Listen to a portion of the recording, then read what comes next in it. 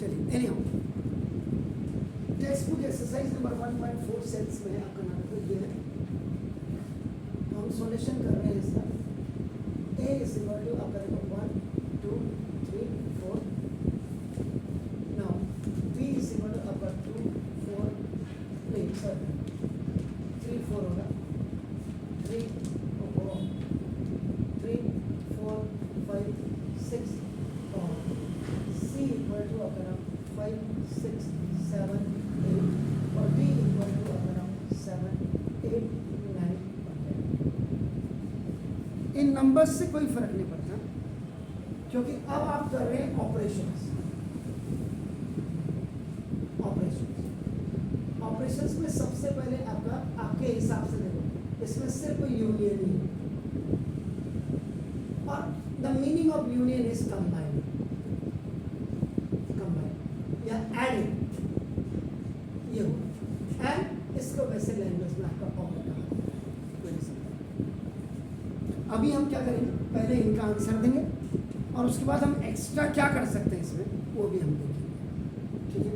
तो ना आपका यू आपका हो गया, आपका देखो पहला पार्ट आपका ए यूनियन बी आपने निकाला, एक नंबर आपका देखो 1 2 3 4 यूनियन आपका 3 4 5 and 6। तो ना A union B is the elements of A and B you have to keep आपका ना with combined, so now 3 and 4 will come only one time, keep in mind, and every element will be separated by comma। ये आपका A union, उसके बाद A union B के साथ A union C, second A union C 1 2 3 4 और union आपका 5 6 7 8। तो this A union C is 1 2 3 4 5 6 7। Then third है आपका नाम B यूनियन C। B का मतलब आपका नाम 3 4 5 6 यूनियन 5 6 7 8। तो नाम 3 4 5 6 5 6 will write only one time।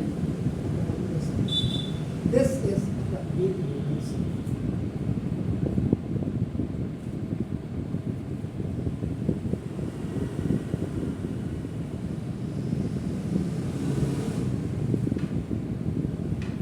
Now, then the next part is आपका नाम this is the B union D। B is आपका नाम 3 4 5 6 and D is 7 8 9 and 10। So now B union D is equal to 3 4 5 6 7 8 9 10।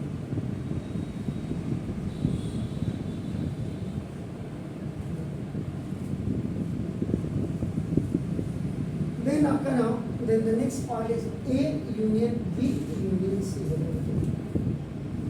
Then आप इसको ऐसे भी लिख सकते हैं, A union B and union C से। A यूनियन B की वैल्यू आपने बना दे सकते 1 2 3 4 5 6 union C is 5 6 7 8। From equation number 1 यहाँ पे इसलिए लिखा because I am keeping the value of this A union B। From यहाँ से A यूनियन B की वैल्यू मैं रख रहा हूँ। 5 6 इज कमिंग आपका twice, so you will write only one time A union B union C is 1 2 3 4 5 6 7 8। Now that is A union B union D का मतलब A union B को ऐसे and union D को सेपरेट कर दीजिएगा। Then again 1 2 3 4 5 6 the value of A union is this one and D the value of D 7 8 9। यहाँ पे फिर मैं लिख दे रहा हूँ from equation number 1 2 3 4 5 6 7 8 9 10। This is A union B union.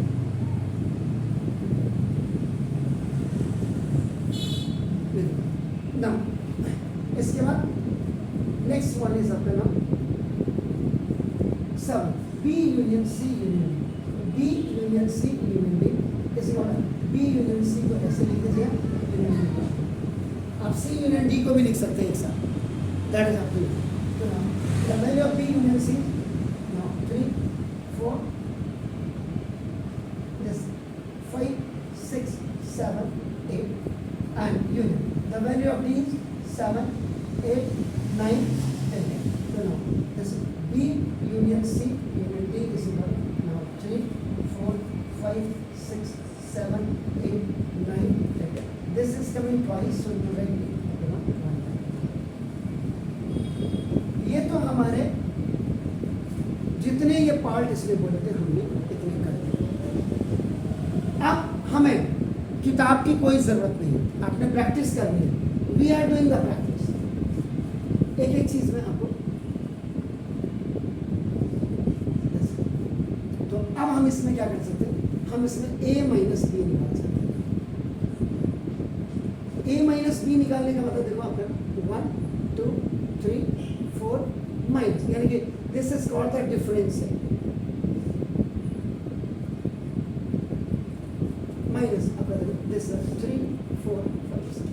Keep in mind that whenever you are finding the difference, so whatever is in the earlier, its element should not be in the later on. इसके आपका नाम ये आपका हो गया, यानी कि 3 4 इसमें ऐसे आप क्या कर सकते हैं, b माइनस a निकाल सकते हैं। b माइनस a निकाल, b first you like now and minus 1 2 3 4.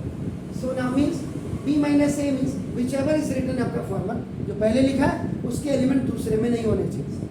तो आपको इसका मतलब 3 4 इसको हटा दीजिएगा,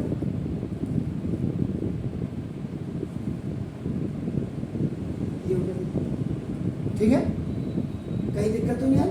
b minus b वाले में सर वो 5 और 6 के एक है।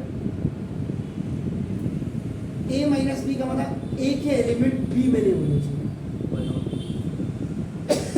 डिफरेंस, ये डिफरेंस का मतलब समझ गया?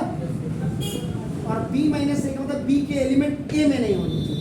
तो 3 4 कॉमन है, बचे 5 6। ठीक है सर? अब इसी से आप क्या कर सकते हैं, देखो आप निकाल सकते हैं सिमेट्रिक डिफरेंस। सिमेट्रिक डिफरेंस का मतलब a symmetric difference b is equal to आपका a minus b union b minus a, ये फॉर्मूला। a माइनस b आपका कितना हुआ जना, 1 union and this is 5 6। a symmetric difference is equal to 1 2 5 6। Different set इसमें नहीं आ सकता, डिफरेंट सेट इसका आ सकता है। जैसे अगर आप इधर if the common set, if the common element is not present, means five. intersections. Yeah, it's called yeah.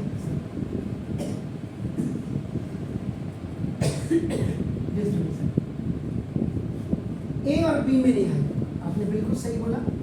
A और इंटरसेक्शन आपका C आए। A का मतलब 1 2 3 4, इंटरसेक्शन का मतलब आपका क्या होगा, नाउ C क्या 5 6 7 8।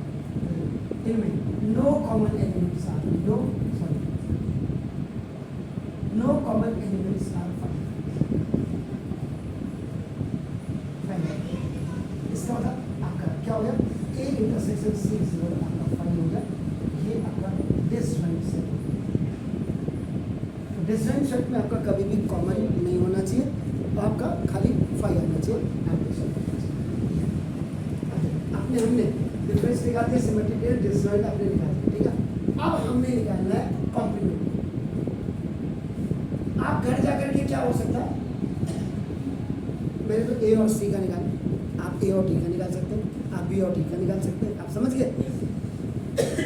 आप कॉम्प्लीमेंट, लेकिन आप फॉर कॉम्प्लीमेंट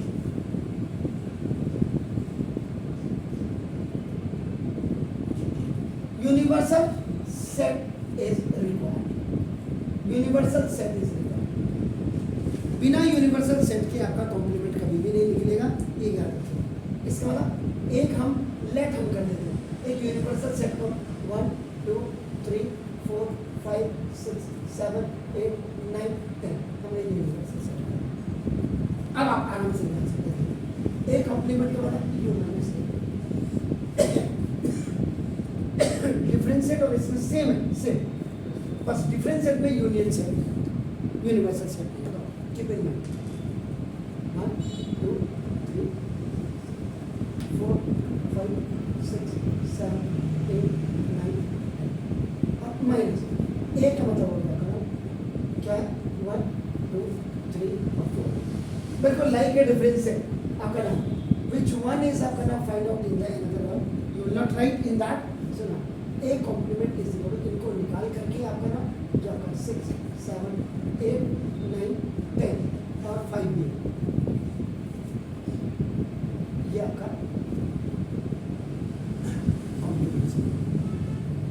तो सिंपल मतलब आप को एक मैं स्पेशल नोट दिखा रहा हूँ, आपको जब भी ऐसे क्वेश्चन दो सच क्वेश्चन, आपका सबसे पहले आप यूनिवर्सल सेट को देखो।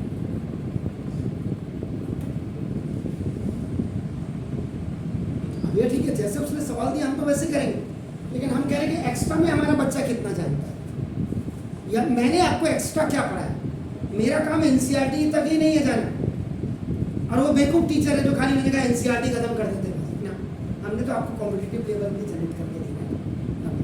अब आप सबसे पहले आप इसमें यूनिवर्सल सेट देखें, उसके बाद आपको यूनियन निकालने को दिया है, आप इसमें इंटरसेक्शन निकालिएगा, आप इसमें मैंने वही बोला आप डिस्जॉइंट निकालेगा, आप इसमें डिफरेंशिएट निकालेगा, यस आप इसमें अभी पहले आपका सिमेट्रिक डिफरेंस निकालेगा, और आप इसमें उसके बाद आप जो आप कह रहे हैं कॉम्प्लीमेंट निकालेगा। और जब ये सब कुछ हो जाए, एक नई प्रैक्टिस नई एनर्जी के साथ आप वेन डायग्राम भी आप बनाना चालू करो। अगर आपने वेन डायग्राम में का मतलब जैसे कंप्यूटर में आप क्या कहते हैं, कंप्यूटर में आप बनाते हैं फ्लो चार्ट, फ्लो चार्टिंग का मतलब डायग्रामेटिक रिप्रेजेंटेशन।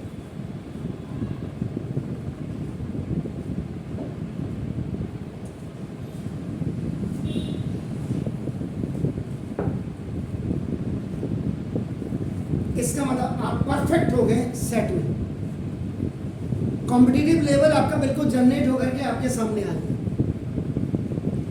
स्कूल में जितना पूछा हुआ है, if your school teacher is saying आपका नहीं, you please complete the exercise that you आपका just completed on behalf of them, but still when you are doing extra in your home, so it will apna now just give you the extra energy or the enthusiasm।